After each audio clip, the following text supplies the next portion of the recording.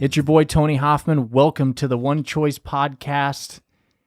This is a new series, and if you can't tell by the beat, by the man himself, Tupac, it's Trading War Stories. Trading War Stories is all about what you think it sounds like, Trading War Stories, and my co-host for this segment is none other than KP, Keith Peranic. Keith, what's going on? How you doing, man? I'm doing all right. I'm actually kind of surprised that this is where life currently is. Right. We're sitting at my house that I bought inside a studio that I built, and we're going to trade war stories about the past. Yeah, I can't wait. So, what have you been up to? You know, man, just trying to live the cleanest, most righteous life possible. You know, guys, to give you an idea who KP is, if you've heard me speak live, you've heard me talk about one friend that I grew up with that has found sobriety and has gotten clean. This is the man. This is the man right here. We grew up together. We grew up in the same town. We graduated from the same high school. We went down similar paths. His path wasn't quite as dark as mine, wasn't quite as deep as mine, but very much the same in many, many, many ways, and many in his own right. Would you say? Yeah, the struggle was definitely the same, just on different levels. Yeah. Can you talk a little bit about that, or are we going to avoid? Do we? No, we that? can. No, we can do whatever you want. You know, and it's to comes down to it. You know, for a long time, you know, it was as long as I'm not as bad as Hoff, I'm good to go. You know, hold on. We're just going to use that as a segue. Not as bad as Hoff. What is as bad as Hoff? You know, I've always said you were very extreme. You know, with whatever you do, Hoff jumps in full bore, 100 miles an hour. You know, he went into prison with one tattoo and he came out with a full jacket. You know, he started racing bikes and went to the Olympics. You know, freshman year, wanted to play football, started freshman quarterback.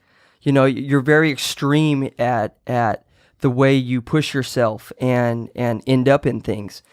My personality is more to sit back and fly under the radar. You know, you're the center of the radar. I'm on the edge of the radar. I don't know if that's a gift or a curse. It can be both. It's a double-edged sword. Yeah, 100%. Because, you know, I think in the beginning, especially coming back and, you know, doing what I'm doing now, like the scrutiny was tough. But it was like, again, I was creating a platform for myself where I was the center of attention, which is weird because I don't like being the center of attention. If there's anything that I think I could say about myself in the party scene was I was never the life of the party. Correct. I was always at the party. But yeah, but you were in extreme party mode when you were partying. Right. You know, you weren't having one drink, you were having 10. Right. But I feel like I was doing it by myself. I wasn't like high-fiving people and acting a fool. I was always... That's probably because you had a knot in your pocket, you know, and you didn't want the attention.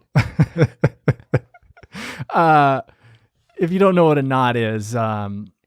it could be several things. It could be a roll of money. Right. There was a lot of things that the knot could be, but it you typically wasn't acquired through legal terms and or it wasn't legal.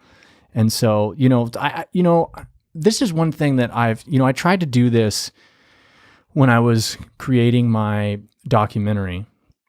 I tried to get somebody that was there at the bottom that could describe what that looked like, you know, what my hotel room looked like, because it was dark. Like, I can describe what my hotel looked like. I can tell you that if you came into a Motel 6 and you would have just opened the door, you would have saw a round table, and that round table would have had an assortment of spoons and needles and lighters and tie-offs.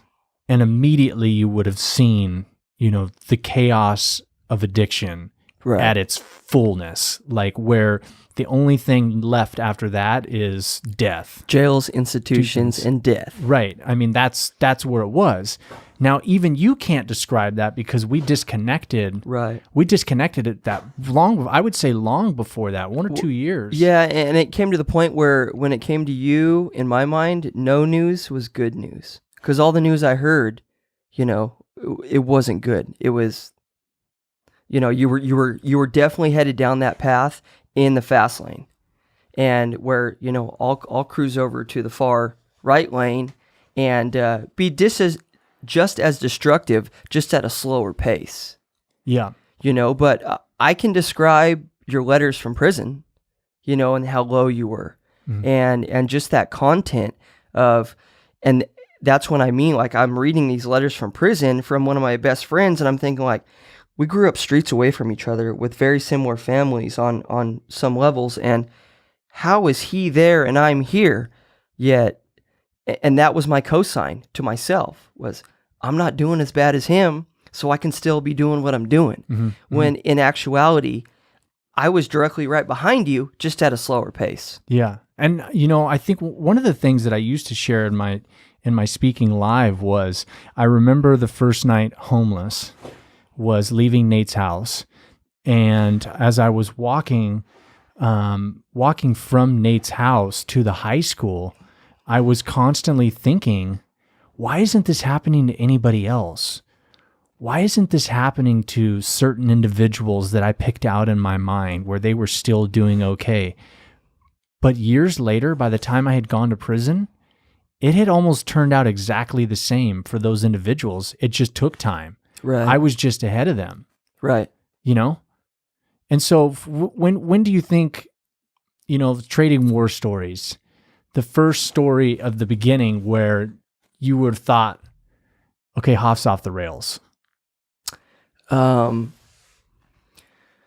first one that comes to mind is when we were in San Diego, and I was down there with friends, and you and your lady at the time showed up, and basically you were hiding out, but we didn't know that at the time. At the time, we thought you came down to party with us, and then when I found out the facts of why you were in San Diego trying to get out of Dodge, lying low, that was the first thing, like, something's seriously wrong. Like, this is past our normal threshold of partying or making bad decisions. This was on a different level.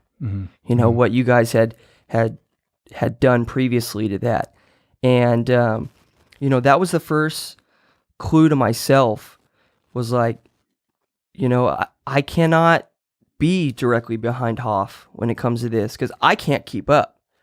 You know what I mean? I wouldn't have never survived the prison time that you did. And I just know that for a fact. Now, people could say... Most people wouldn't. I think that's... And I believe that 100%.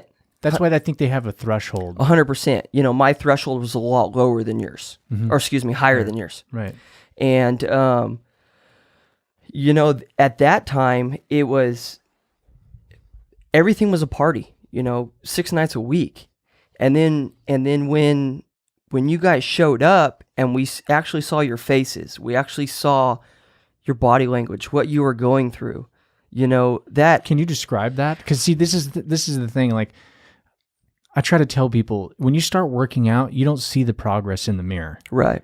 When you start using drugs, you don't see what other people see. So when you say you saw our faces, you saw our body language. Your face reminded me of like Skeletor. Not only because, you had lost weight, dehydration, all that stuff, but your spirit was dead. You weren't the happy-go-lucky, talented, outgoing person that I knew. You were a recluse. You were in the corner, on the couch, in the garage, that was just upside down dirty, and you were comfortable. Crazy thing is, Keith brought this story up to me last week? Yeah, it was recently. I didn't even remember it until he told me. Like, when he told me, then I started having flashbacks of, like, when he said sitting on the couch right now, like, I remember that. And I think I remember beer pong being in that garage. Yep. And I remember my girlfriend sitting with me. And we were tagging the beer pong table, and I remember looking up, and your eyes were like snake eyes. And when I say snake eyes, they looked like two die that were on the number one. Just white, huge white circles with black tiny dots. And that was the best description of your whole spirit.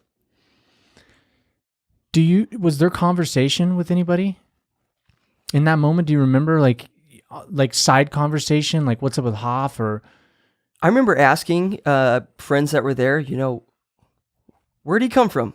What's going on? Yeah. And, there wasn't really any explanation. You gave me an explanation once we got home back into town, into Fresno. Mm-hmm. You broke it down for me. And I remember this story too. We were in my truck, and you were the first person I ever let smoke a cigarette in my truck. And I had to let you smoke a cigarette because you weren't taking no for an answer. Mm-hmm. And I can see that you were so wound up tight, and you wanted to tell me what was going down. And so, roll down the windows and let you have it, mm-hmm. let you run with it. And you broke that story off of why you ended up in San Diego. And for those of you listening, if you've heard me live, you've heard me talk about the moment that I walked back through the house. I made a right down the hallway. I made a left in the kitchen. I opened up the kitchen door and was in the garage, opened up the garage, made a left, opened up the fence, and I saw my car pull up. If you've heard me speak, you've heard that before. That's what Keith is talking about. But you've also remember me saying, when I sat down in the car, the feeling that I felt was something I'll never forget, and that was that I made the biggest mistake in my entire life, and that I was about to pay for this one, and that I was never going to rob somebody ever again because of how dirty I felt. It was just a feeling that I don't know if everybody gets it when you do something like that, but I'd like to think that you do. I think that there are obviously people that really don't care. And they're, those thugs or, hardcore criminals that do that because that is their means of survival. For me in that moment, it wasn't a means of survival. It was a means to fix what the drugs were doing to me. And so when he's saying, rolling the windows down and letting me share it, it was, I think I was holding on to a secret that, I knew I made a big mistake. And Keith was a childhood friend, and I think telling him was probably me releasing that, at least to some degree. It wasn't to the degree that was going to bring healing in my life, but... Right, but it was a start, because you can't heal what you don't reveal. Right, 100%. You keep that bottled up, and you'll never get over it. Right, and I tell kids, starting 4 businesses and making 6 figures hasn't been all that hard for me. The hardest thing I've ever had to do in my life was change something about myself I didn't like. And the reason for that is because if you don't tell somebody, it's a secret. And when it's a secret, that secret has power over your person. 100%. It has power over you, and you can't change it. I mean, I'm thinking of one person right now that's living in that same environment. I think you know who I'm talking about. But until it's not a secret, it will always have power over you.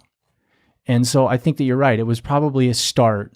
But I wasn't ready to, completely humble myself.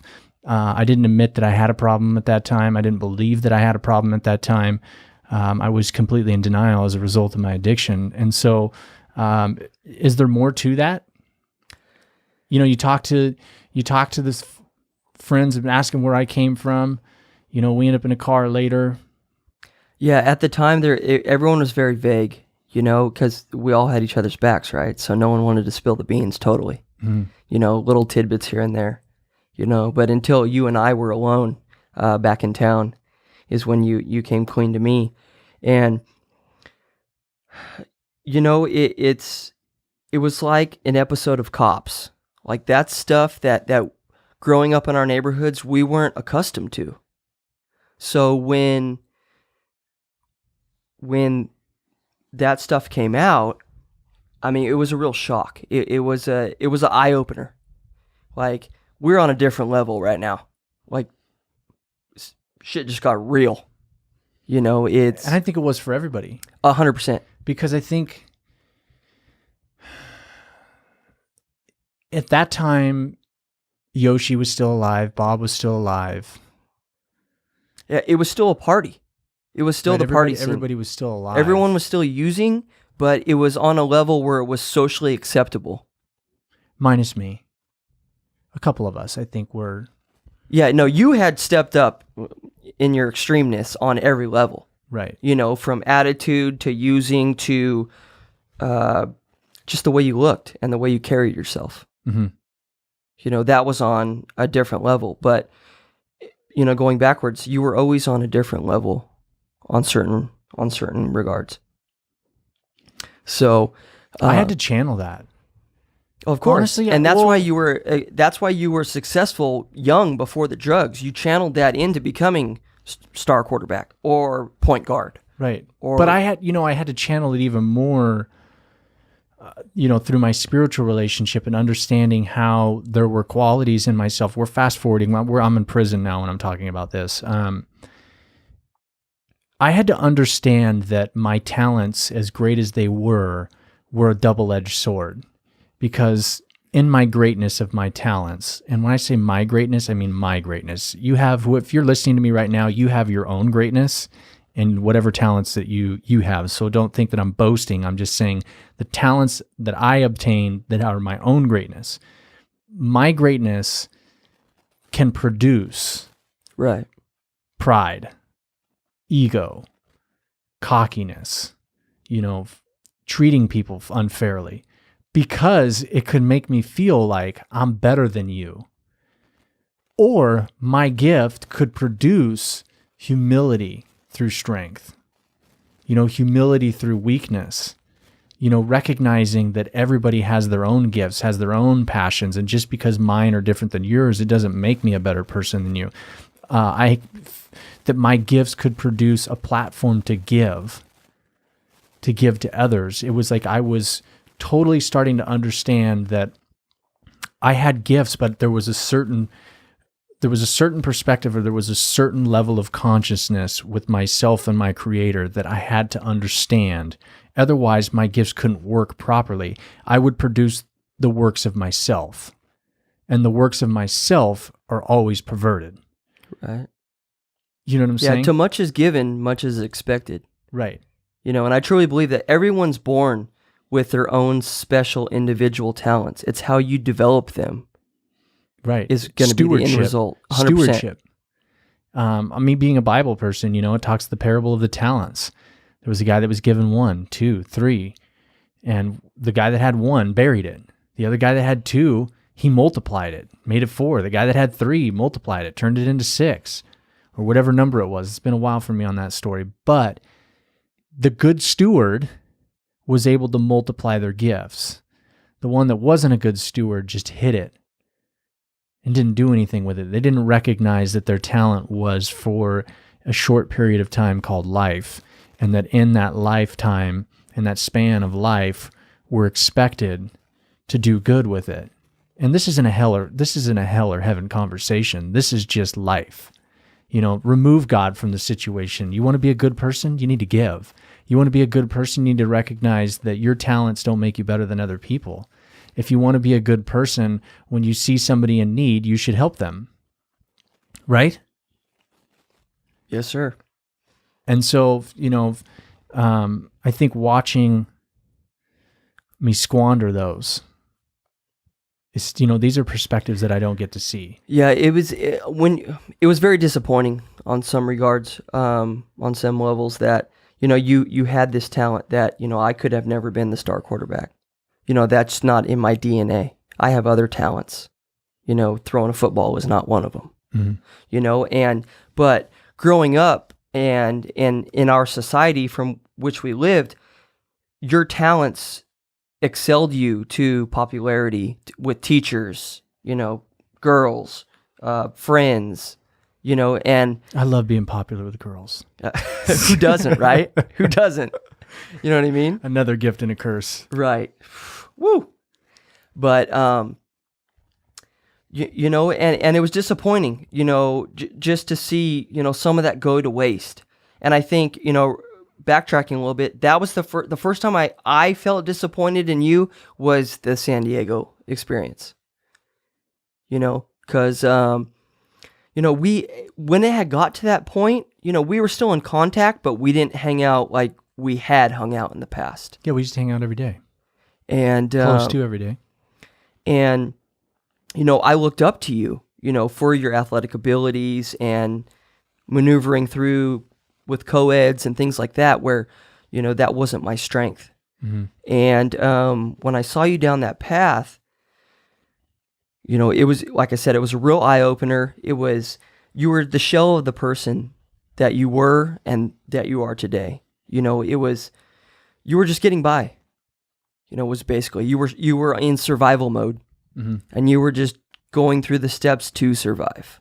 You had stopped living life per se, and you were just surviving day by day. Right. And I think that this is where the doorway analogy is so strong, right? I tell people when you walk through the door, you don't get to just turn around and walk back out because you think you're done. And it's not just drugs on the other side. No. There's pornography, there's anger issues, there's sex issues, there's stealing, there's pedophilia, there's all kinds of eating. There's tons of things that are on the other side of this door.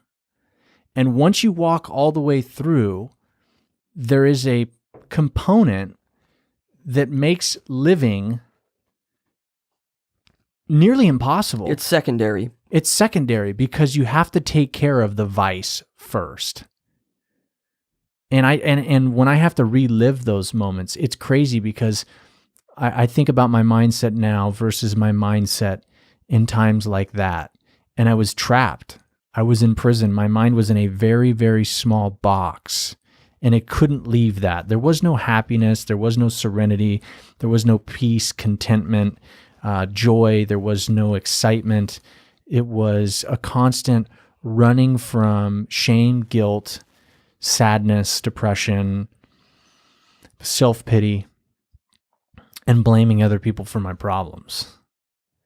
And the only way that I could stuff those emotions was by using. Because the using was what took me to a euphoria. The using was what I thought was fixing everything, but it really wasn't. It was ruining things even more, because I try to tell people, when you walk through a doorway that's from your creator, you gain things that you love. When you walk through a doorway from the opponent, you lose the things that you love.